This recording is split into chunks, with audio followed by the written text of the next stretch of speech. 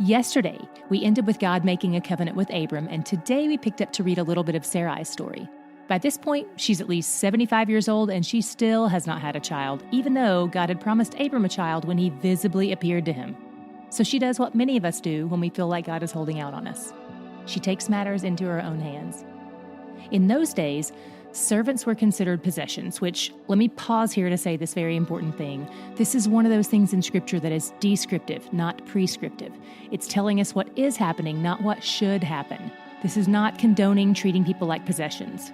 But in that ancient culture, that's what was happening.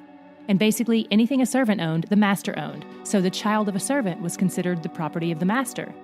Sarai used that cultural norm as her logic behind making her servant have sex with her husband.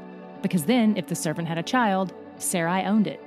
Sarai was tired of waiting. She wanted to take a shortcut. Have you ever been there? Let me give you cause to reconsider. Sarai's fear and impatience has yielded millennia of war and destruction that's still happening around the world today.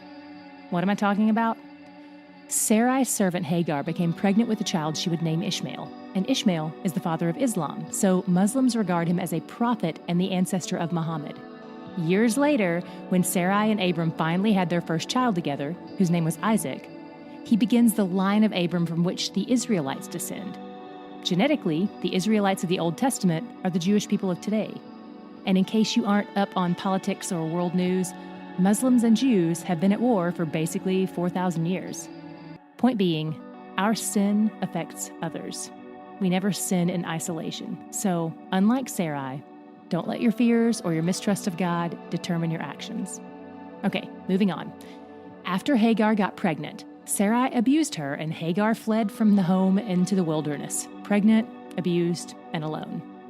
Then, in 16:7, something very important happens. Let me set this up for us. Sometimes in Scripture, we see the term, an angel of the Lord.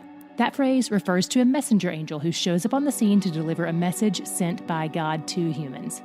But in this instance, the text says, the angel of the Lord, and that's entirely different. When you see the phrase, the angel of the Lord, or more specifically, the messenger of Yahweh, it's referring to the pre-incarnate Jesus. The term pre-incarnate just means before he was born. So all signs point to this being God the Son appearing on earth before he was born as a human named Jesus. The word for these kind of divine earthly appearances is theophany, which means a visible manifestation of God. And this particular kind of theophany, where God the Son shows up, is called a Christophany, after Christ. Yesterday we talked about a different kind of theophany, where God the Father appeared as fire in the covenant ceremony with Abram. But in this instance, God the Son shows up as a man. You're probably like, no, Tara-Leigh, it was an angel, not a man. You're right, and so am I. First of all, forget what you know about angels from Renaissance paintings. Most of those artists appear to have not read the Bible at all. Exhibit A, they give us a blonde-haired, blue-eyed Jesus, even though he was a Jewish man who likely wore a turban. And Exhibit B, they give us flying, haloed angels with 2 wings.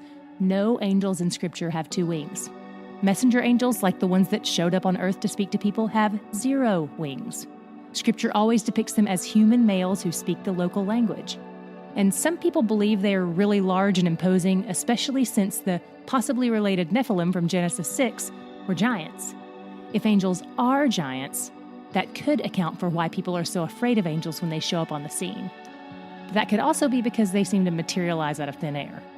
Personally, I like to think it's both of those reasons. There are a few forms of created beings that do have wings, but none of them are specifically messenger angels. There are cherubim, which have 4 wings and 4 faces, and seraphim, which have 6 wings. And for both of those creatures, their wings are covered with eyeballs. You will never see that in a Renaissance painting. But how do we know this angel man was God? A few reasons. In 16:10, he says, I will multiply your offspring. Angels can't do that. Only God can do that. Then 16:13 says, it was the Lord who had spoken to Hagar. I have to speed through chapter 17 here, even though it covers a lot of important stuff, like how God changes Abram's name to Abraham, how he again promises Abraham the land of the Canaanites, how he orders Abraham and all his male descendants to be circumcised. And by the way, verses 23 and 26 tell us that Abraham and Ishmael were circumcised that very day. Abraham was not playing around with delayed obedience. God also changes Sarai's name to Sarah, and he promises to bless her, even though we don't have any evidence of her repenting for how she mistreated Hagar.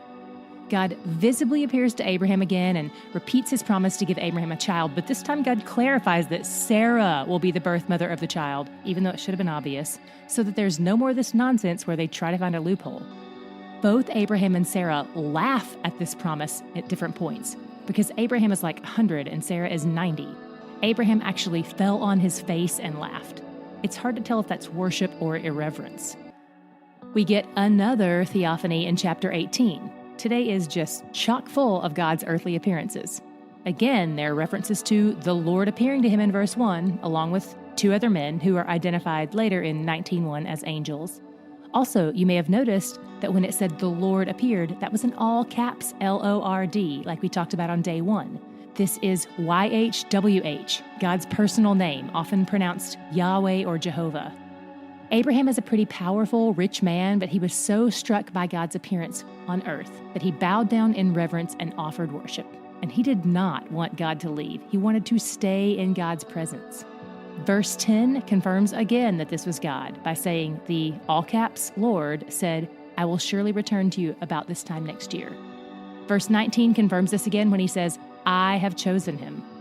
I could keep going, but I'll finish with this last one. In verse 25, when Abraham is begging God not to destroy Sodom, which God is saying he's going to do, Abraham respectfully refers to him as the judge of all the earth.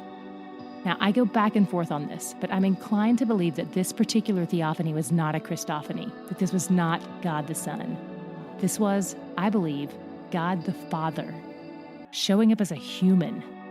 I'm used to the idea of God the Son's divine appearance as a human because he was Jesus, but not God the Father with skin. It honestly just blows my mind and makes me want to stop talking. But I can't stop talking before we cover our God shot for today. What was yours?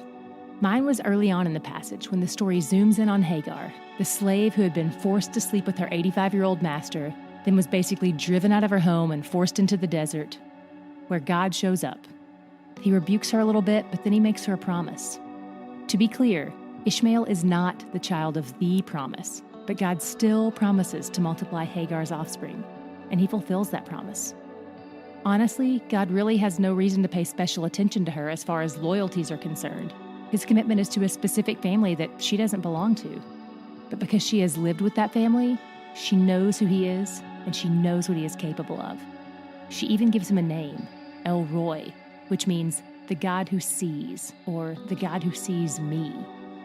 The pre-incarnate Christ shows up in the form of an angel man, foretelling the birth of her child.